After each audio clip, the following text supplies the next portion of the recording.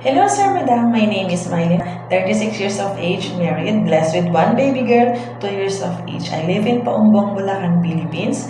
I finished my 4 years as Bachelor in Business Administration. I am professional in taking care of kids. I know how to cook, maintain the cleanliness in the house, and also do the gardening and car washing.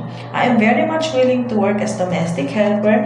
I have experience here in the Philippines as a house worker for 2 years finished contract.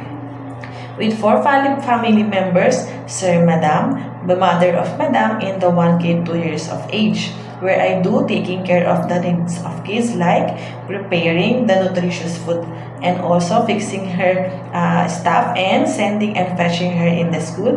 And after that, I do the house chores. And also, I'm the one who go in the supermarket for their groceries. I also took care of their pet dog. I am also a pet lover. We have 5 dogs in our house. Sir, Madam, if you will hire me, I promise to do my best with my job. Work hard for your family. I will treat your family as my own family. I will love your children. I am trustworthy, have long patience, and I promise that I will obey all the rules in your house.